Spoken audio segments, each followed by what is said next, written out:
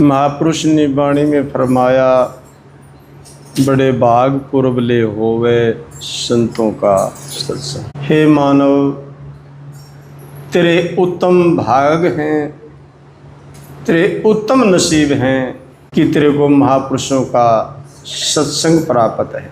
बिना उत्तम भाग्य के महापुरुषों के दर्शन भी दुर्लभ होते हैं, सत्संग तो बहुत दूर की बात है बंधुओं। साधु दर्शन राम के मुख पे बसे सुहाग, पर दर्शन उन्हीं को होते हैं जिनके पूर्ण भाग। कि उत्तम भाग्य के बगैर महापुरुषों के दर्शन भी प्राप्त नहीं होते। और जिनको महापुरुषों का सत्संग सुनने को मिलता है वो बड़भागी जीव है, वो पुण्य आत्माएं। पुण्य आत्मा है जो महापुरुषों का सानिध्य प्राप्त कर उनके अनमोल ब्रह्म ज्ञान रूपी मोती हंसवृत्ति को धारण करके सत्संग के अंदर प्राप्त करते। संत भगत का हो रहा आना, अब क्यों बताए दुर्लभ संतों के सत्संग यानी दर्शन तक भी दुर्लभ। जैसे परमात्म दर्शन बड़ा दुसाध्य है, इसी प्रकार से प्रमाण भी है कि गुरु बिन और न ठोर कति नर, लाख यतन कर तू ढूंढ ठिकाना। कि सतगुरु के बगैर और कोई जगह तेरे लिए नहीं है, तो लाखों यतन कर ढूंढ करके तो देख कि तेरा ठिकाना है कहाँ। गुरु बिन और न ठोर कति नर, लाख यतन कर ढूंढ ठिकाना। जोई जरी दिल सोई रही निकल। मैं मन घड़त नहीं कह रहा, जो दिल में जरी है वही प्रकट हो रही है।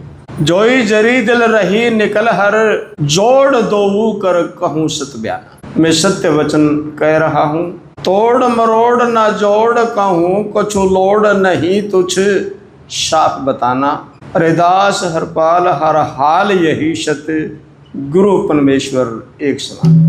कि गुरु में और परमात्मा में लेश मात्र भी अंतर नहीं, ये दोनों एक ही स्वरूप है। तो इसलिए महापुरुषों ने वर्णन किया कि साधु दर्शन राम के मुख पे बसे सुहाग, पर दर्शन उन्हीं को होते हैं जिनके पूर्ण भाव। संत भगत का ओहराया आना कितना महज संजोग है, जहाँ संत महापुरुष और उनके भगत एकत्रित होते हैं, एक स्थान पर मिल बैठते हैं और प्रेम प्रीति से गा रहे हैं। अब इस प्रीति से पहले भी नाम प्रेम का आया है, प्रेम प्रीति से गा रहेगा। लेकिन अफसोस इस बात का है कि जब हम उस परमात्मा के रचे हुए जीवों से प्रेम नहीं करते, जब उन्हीं से हम प्रेम नहीं कर सकते, तो क्या हम परमात्मा से प्रेम कर रहे हैं? बिल्कुल भी नहीं कर रहे। थोथा ढंगोसला है जब परमात्मा के द्वारा रचित मानव और मानवता से ही प्रेम नहीं कर रहा, मानव से ही प्रेम नहीं कर रहा, तो वो परमात्मा से क्या खाक प्रेम करेगा? वो परमात्मा का, मैं तो ये कहता हूँ, वो परमात्मा का द्रोही है, दुश्मन है। वो परमात्मा का प्रेमी नहीं हो सकता, क्योंकि परमात्मा की रचना परमात्म स्वरूप है, उससे अंतर नहीं। मिट्टी की प्रत्येक एक बर्तन के रूप में जो संरचना है वो मिट्टी रूप है, मिट्टी से जुदा नहीं है। सोने की जितनी भी रचना है आभूषण के रूप में, वो सारा सोना ही है, उससे जुदा नहीं है। तो परमात्म जो रचना है वो परमात्म स्वरूप ही है। और जब हम उसकी इस रचना से ही प्रेम नहीं कर रहे, तो क्या हम परमात्मा से प्रेम कर रहे हैं? नहीं कर रहे। संगत को संगत से प्रेम नहीं है, तो वो कौन से मुंह से अपना आपको सत्संगी कह रहे? क्या है ये सत्संगता? क्यों झूठा हम प्रेम बना रहे हैं? जब हमारे अंदर सत्संग होया, जब जानिए, जब आपके हृदय के अंदर वो प्रेम की हेलोरे उगेंगी, वो प्रेम का सागर उमड़ करके आएगा, तब आपको ये मानिए कि सत्संग का कुछ हमें फल मिल रहा है। तो बंधुओं, महापुरुषों ने प्रमाण दिया, संत भगत का हो रहा आना और प्रेम प्रीति से गा रहे गाना नुए दूत या दुर्मत खोवे। तो संतों के पास भी हम गए और तब भी हमारी दूरी नहीं गई, हमारा द्वेष ही नहीं निकला। हम इंसान और इंसान के अंदर जब तक भेद दृष्टि हमारी नहीं मिटी, मानव मानव के प्रति हमारा द्वेष भावनाएं हमारी नहीं मिटी, केवल हमारा अपना और पराया भाव जब छूटा ही नहीं, तो कम से कम मैं तो नहीं मानता कि वो अपना आपको वो जीव सत्संगी कहलाने के योग्य है। मैं तो ये कहता हूँ गुरु महाराज की कृपा से कि उसको सत्संग के अंदर बैठने का भी अधिकार नहीं है, कोई अधिकार नहीं है उसको सत्संग में बैठने का। तो बंधुओं, सर्वप्रथम सत्संगी बनना बहुत दूर की बात है, तो कम से कम हम मानव तो बने, हम इंसान तो बने। सत्संग तो उसके बाद की बात है। जब हम आज तक इंसान ही नहीं बन पाए हैं तो सत्संगी तो बनना भाई बहुत दूर की बात है। इसलिए साहिब कबीर फरमाते भी हैं कि सत्संगी बनना कठिन मेरा भाई, अरबों खरबों मेरे को बिरला पाई, जो काम क्रोध लोभ मोह हंकार का कर दे चूरा, शब्द सप्रस रूप रस और गंध से रहे दूरा, फिर वो सत्संगी पूरा जैसे रण में कूदे सूरा। कहे कबीर मेरी ये सत है बाणी, अरे सत्संग की गति तो किसे बिरले न जाने। लेकिन आज सब कुछ विपरीत है। उन्होंने तो अरबों खरबों में कहा, मैं ये कहता हूं कि कई कई खरबों के अंदर कोई है नहीं, तो बहुत दूर की बात है। हम सिर्फ आवरण ओढ़ रहे हैं सत्संग का, हम ढोंग बना रहे हैं, हम खिलवाड़ कर रहे हैं सत्संग के साथ और महापुरुषों के साथ भी, क्योंकि जब तक उनकी नीति को अपने में हम लागू ही नहीं कर पा रहे, उनकी शिक्षा को हम अपने अंदर उतार ही नहीं पा रहे, तो फिर कोई लाभ नहीं है, केवल समय की बर्बादी और अपना विनाश ही कर रहा है ये जीव, उसका कोई रिजल्ट नहीं मिलना, कोई लाभ नहीं मिलना। ठीक। अब दूसरी अंजलि में कहा महापुरुष ने, ब्रह्म मूर्ति श्रुति जागी, क्योंकि ये जीव ब्रह्म स्वरूप ही है। महापुरुषों की शरण में जाकर के जगाया संतों ने, ये जाग गया। ब्रह्म मूर्ति श्रुति जागी, कर स्नान भजन में लागी जी, और नुगरा पड़ पड़ सोए जी। जो नुगरे हैं, गुरु नीति के खिलाफ हैं, गुरु वचनों के खिलाफ हैं, उनको तो जागृत उनका होना बहुत मुश्किल है। वो अज्ञान निद्रा के अंदर सूते हैं और सूते ही रहेंगे, बीत जाएगा जीवन ऐसे ही। तीसरा प्रमाण दिया महापुरुष ने, चीचड़ थना में रया लाग जी और खून पीण की पड़ी मान। चीचड़ थना में लागनी, चीचड़ थना में लग्या आण जी। छंद खराब होता है रया लाग जी कहोगे तो, क्योंकि भाव बदल जाएगा वाणी का। चीचड़ थना में लग्या आण जी, खून पीन की पड़ी। अरे वहां से तो अमृत निकल रहा था, क्योंकि थनों के अंदर से तो दूध आ रहा था जो रतन चीज है, और उन्हीं थनों के अंदर लग करके भी जो खून ही पी रहा है, तो क्या कहोगे उसको? क्या कहा जाए, क्या संज्ञा दी जाए उसको? इस तरह बड़े फूटे हुए भाग हो सकते हैं जो अमृत की जगह रह करके भी सिर्फ खून ही पी रहा है, नुगरा ओगण टोभ है। इसी प्रकार महापुरुषों की संगत करके भी हमारा द्वितीय भाव नहीं गया, हमारा द्वेष नहीं मिट पाया, हमारी में मेरी नहीं छूट पाई, हमारी दोष दृष्टि के अंदर सुधार ही नहीं हुआ। यानी महापुरुषों की संगत में जाकर के भी अरे इन्हीं अवगुणों से हम भरे पड़े हैं।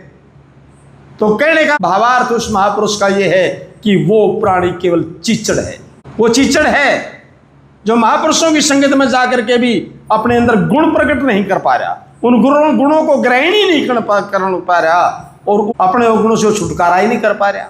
तो वो चिच्चड़ की संज्ञा दी है महापुरुष ने, वो चिच्चड़ के समान है, यानी वो संगत में आकर के भी खून का प्यासा बना हुआ है। तो ऐसे ही नुगरा ओगण टो है। ये तो संतों का सत्संग बड़े भाग पुरबले हो। उत्तम भाग रे मानव तेरे को, तेरे की तेरे को महापुरुषों का ये सत्संग नसीब हो रहा है। लास्ट में भोग दिया, किशन देव जी न्यू समझावे, जो प्राणी सत्संग में आवे वो फिर यम की मार नहीं खावे, यम की चोट नहीं खाएगा, लेकिन सत्संगी होकर के आवे। हाजरी लवाड़ खातर ना आवे, वो सत्संगी बन करके आओ, सत्संग सुनने की भावना लेकर के आए, गुण ग्राहक बुद्धि लेकर के आए महापुरुषों के पास। खाली आए और कुछ गला करके लेके जाए। वो यम की मार नहीं खा सकता, यम उसका बाल बांका नहीं कर सकते, क्योंकि जा को राखे साइया मार सके ना कोई, अरे लाखों बैरी सिर पर बसो फिर भी बाल बांका ना हो, यानी उसका बाल भी निकाले ला सकता, ऐसा प्रमाण था। क्योंकि और ठिकाना नहीं है। मैं पहले ही आपको साखी में बता चुका हूं कि गुरु बिन और न ठोर कती नर, लाख यत्न कर ढूंढ ठिकाना। एक छोटा हा दृष्टांत याद आता है। एक गरीब परिवार था, जून टला करते बेचारा के, और उस गरीब के 4 लड़के थे, और तो ठीक थे, अपनी बुद्धि से चतुर बुद्धि थे, लेकिन जो बड़े वाला बच्चा था वो लगभग सीरियस, मतलब चुपचाप रहता था, बस वो लगभग बजनू करे बैठा रहता, फालतू नहीं बोलता था किसी से, यानी अपने मते में ही रहता था। और जो उस नगरी का राजा था, पुण्यात्माओं, उस राजा के औलाद नहीं थी। उस राजा के वजीर परामर्श दिया उस राजा को कि राजन, तांत्रिक विद्या का क्यों नहीं सहारा ले लिया जाए, अगर आपको औलाद हो ही जाए तो। उन तांत्रिक विद्या वालों को शाने शक्तियां से संपर्क किया राजा ने, तो तांत्रिक विद्या वालों ने बताया, कहने लगा राजन, आपको एक बच्चे की बलि देनी पड़ेगी, तब आपका जो है लड़का हो सकता है, नहीं तो मुश्किल है। राजा ने नगरी के अंदर मुनियादी करवा दी, भाई कोई अपना बच्चा को बेचता हो, भाई हम मुंह मांगी कीमत देने के लिए तैयार है, बलि के लिए। जो वो गरीब परिवार था, उनने वो इकट्ठा होया, वो कहने लगे, रे भाई ऐसा है, यूँ किसी काम का तो है नहीं, ना यूँ फालतू बोलता, ना किसी से को बात करता, चुपचाप बैठा रहता है, बहुगड़ियाँ हाथ जोड़े बैठा रहे। अरे कहे इसने बाबा बुबाई बनना, यूँ के करेगा, बोला नू करा, आप इस बच्चे को राजा को बेच दें और अच्छे पैसे मिल जाएंगे, उससे अपना या गरीबी धो ही जाएगी, दलदर मिट जाएंगे। सलाह बड़ी कहने लगी, ठीक है। अब वो बच्चा बलि के लिए बड़े वाला और उस राजा के हवाले कर दिया गया। राजा ने जल्लाद बुलाए, नुहा धुआ करके सिंगारा गया उस बच्चे को, और कहने लगे बलि के लिए तैयार करो इसको।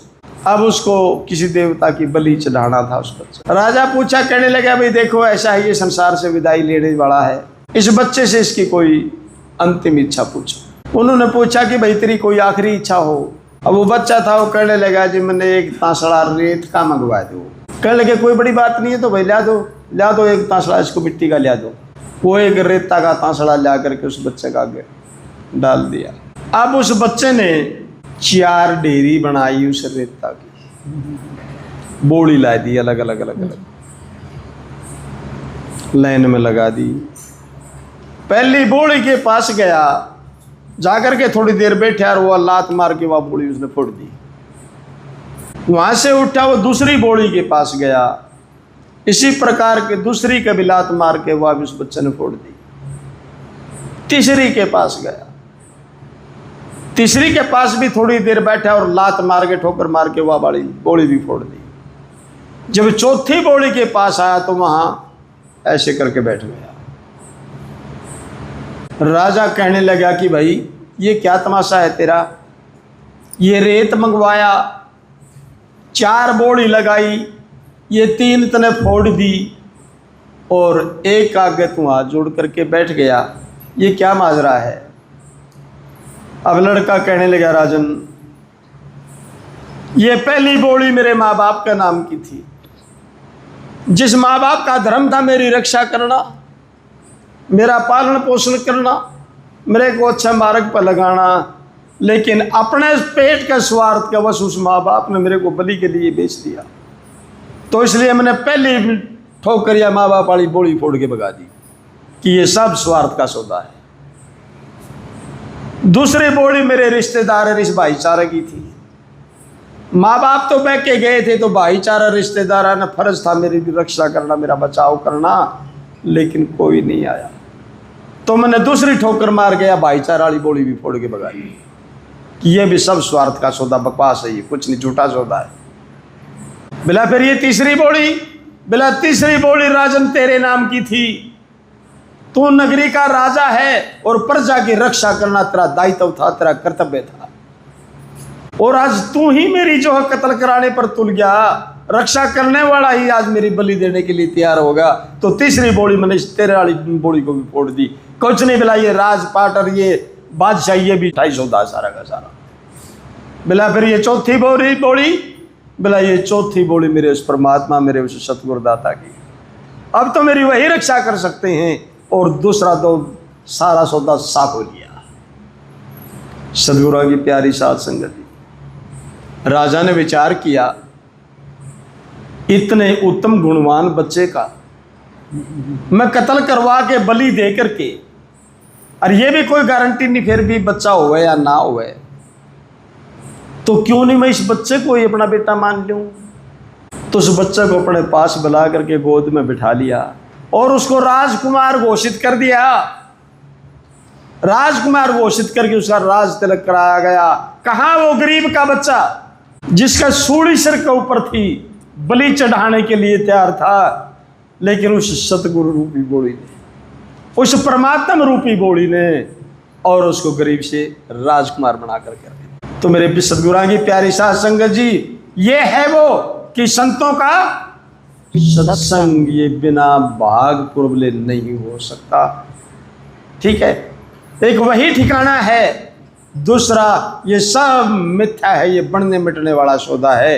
लेकिन ये भूत हमारा पाछा ही नहीं छोड़ रहा, ये भूत हमारा पीछा ही नहीं छोड़ रहा। इसलिए मैं कह रहा था कि संतों के सत्संग में आ, सत्संगी बन करके आ, गुण ग्राहक बुद्धि लेकर के आ, उनके गुणों को अपने जीवन के अंदर उतार, तेरा जीवन सुखमय होगा।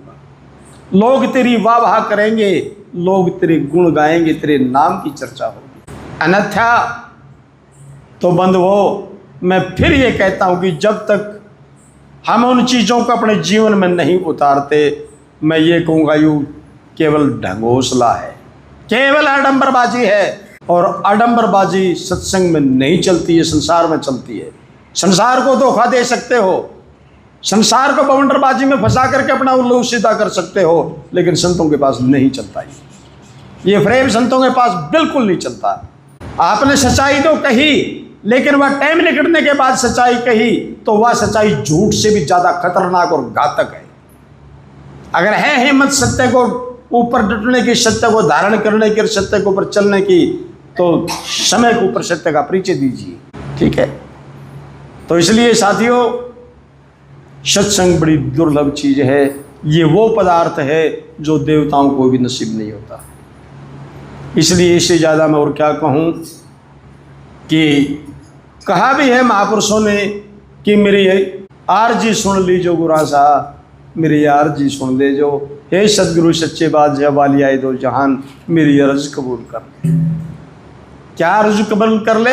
मेरी आरजी सुन लीजो, मैं जब जब जन्म लेऊं धरती पर मन साध संगति दीजिए। कि सदगुरु जब भी मैं इस धरती के ऊपर आऊं, अगर मेरा दोबारा जन्म होता है तो मुझे संतों का समागम दीजिए, मुझे सत्संग दीजिए, मुझे साध संगत दीजिए। कबीर साहब भी प्रमाण देते हैं, आया बुलावा कबीर का और वो दिया कबीरा रोए। आया बुलावा कबीर का रे दिया कबीरा रोए। जो सुख था साध संगत में वो उस बैकुंठा में भी नहीं है। कि जो महापुरुषों की संगत के अंदर जो सुख की अनुभूति थी वो बैकुंठ में भी प्राप्त नहीं होती। इसलिए संतों का सत्संग एक वो गंगोत्री है जिसने निश्चय करके स्नान लगा लिया, वो काग भी हंस वृत्ति को धारण कर जाता है, हंस बन जाता है। ठीक है, तो संतों के बड़े उत्तम उत्तम परिचय हमारे सामने प्रमाण आते हैं। तो संत एक बहुत अनमोल रत्न चीज है। संत एक बहुत अमूल्य, जिसकी कोई कीमत नहीं बराबरी के अंदर तुलती, उस द्रोहर का नाम संत कहते हैं।